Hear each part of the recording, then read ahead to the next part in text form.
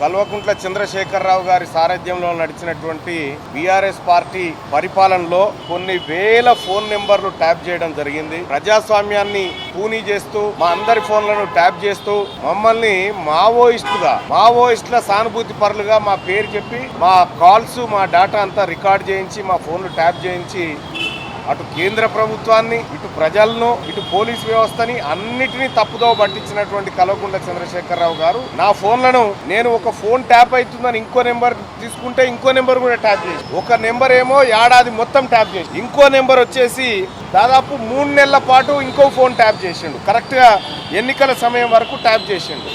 ఇట్లా దీనికి కారణాలు ఏంటంటే అప్పట్లో ప్రభుత్వ నిర్ణయాలకు వ్యతిరేకంగా మేము పోరాటం చేస్తున్నాం కాబట్టి ప్రజల పక్షాన పోరాడుతున్నందుకు మా ఫోన్లని ట్యాప్ చేయడం జరిగింది. వీళ్ళు ఎక్కడ పోతున్నారు ఏం చేస్తున్నారు అనేటువంటి ఇన్ఫర్మేషన్ గ్యాదర్ చేసి పనిచేసినారు. నేను ఒకటే అడుగుతా ఉన్నా, నిజంగా ఈ రాష్ట్ర ప్రభుత్వం ప్రజలకు అక్కడికి వచ్చే పనులే చేసినంటే ప్రజల ఫోన్లు ట్యాప్ చేయాల్సినటువంటి అవసరం ఏమొచ్చింది? ఇప్పుడే కొద్దిసేపటి క్రితమే అధికారులు వీటికి సంబంధించినటువంటి అంటే వీళ్ళు కేంద్ర ప్రభుత్వానికి ఏమని పెట్టుకున్నారు, ఆ జియో వాళ్ళకి ఏమని పెట్టుకున్నారంటే వీళ్ళు మావోయిస్టులు సానుభూతి పరులు, ఇలా డాటా కావాలి సిడిఆర్ కావాలని చెప్పి పెట్టుకున్నారు. ఆ ఈమెయిల్స్ అని చూడడం జరిగింది. అలాగే అధికారులు వాళ్ళకు ఉన్నటువంటి సమాచారం ప్రకారం కొన్ని ప్రశ్నలు అడగడం జరిగింది.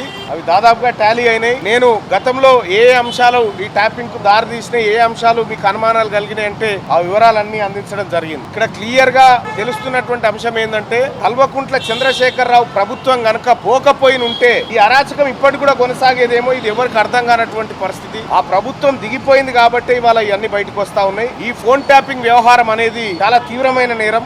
ఎందుకంటే సామాన్య ప్రజల్ని మావోయిస్టులుగా, సామాన్య ప్రజల్ని దోషులుగా చూపిస్తూ ఫోన్లు ట్యాప్ చేసినటువంటి కల్వకుంట్ల చంద్రశేఖరరావు గారికి ఈ కార్యక్రమంలో పాల్గొన్నటువంటి దుర్మార్గులు ఎవరైతే ఉన్నారో వాళ్ళందరినీ కఠినంగా శిక్ష